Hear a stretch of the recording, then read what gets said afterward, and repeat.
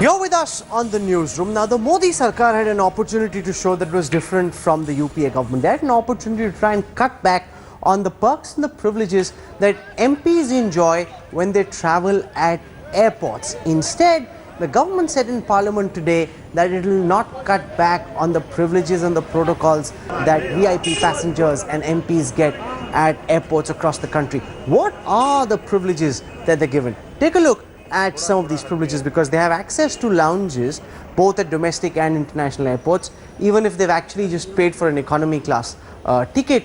Even if they've actually got just an economy class ticket, they have access to the terminal building, visitors gallery. They don't need to stand in queues like you and I. They have an airport pass for their personal staff. Besides, one airport official is designated as a protocol officer to ensure that these facilities and courtesies are provided to MPs. Now, that's a big drain on the resources of airlines. And of course, it's you and I who get billed for these services that are extended to our MPs. Now, the question is, why did they not cut back on these facilities? What makes this even worse is not just will MPs get all these facilities, even Air India employees will continue to enjoy special perks and privileges. The government informed Parliament that there was no plan to cut back on those either.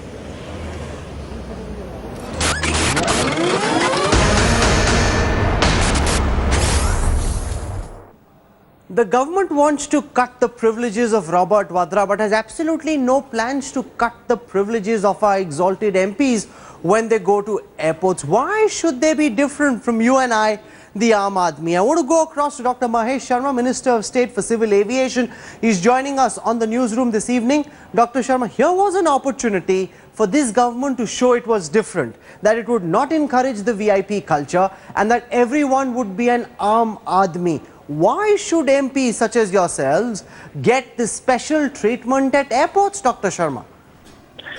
See, in principle, I am not in favor of any privileges to be given to a public representative. I agree with you. But the parliamentary committees take certain decisions.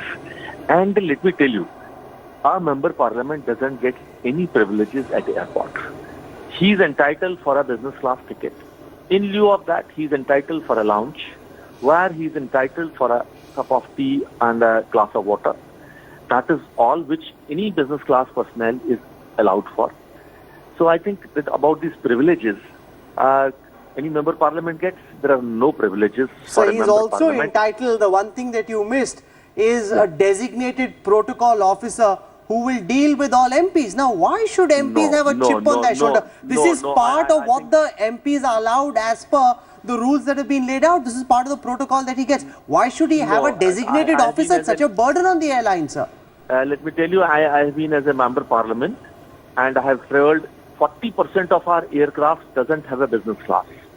So we always sit in the economy class. We travel in that. Second thing, there is no protocol officer available for a member parliament at any of the designated airports. Nothing, not at all. And as a minister, I'm quoting it. You can take my words. And third thing, about certain privileges, what a member parliament or a minister gets, I think we have to be considerate. All these things are being discussed at the floor in the parliamentary committees, that what all privileges should a member parliament. A court gave a decision that a member parliament will not use a red light. They stopped using a red light. So why should they travel business class if they're not paying for it? Why can't they travel in the same class as you and I, or pay and travel in the class that they've paid for? Why should they get an automatic upgrade, sir? See. Any post, be it a doctor's post, be it a professor's post, a clerk's post, so there has to be some difference. And that difference, that parliament which makes the law, they make it for a member parliament what should be the class, for a MLA what should be the class, for a common man what should be the class. So I think these are the So you are saying MPs are a class apart. MPs are not Aam Aadmi, they are a class apart. That's what you're saying. I said you in principle. I said you that the member parliament, but there are certain things which a member parliament gets. A, B, C, D. He gets this salary, he gets this privilege, he gets this perks, whatever you call it, you may call it. So that perks, you cannot call them a privileges.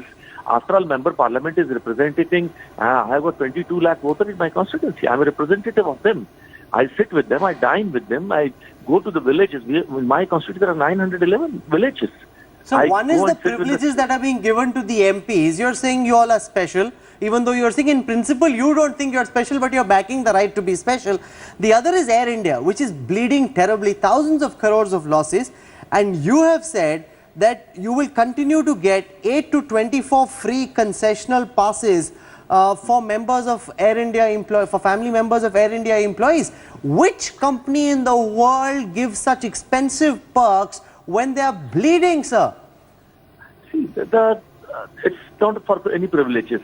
A member parliament who comes from Hyderabad, who comes from at least once in a week, the weekend, he has to go to his constituency.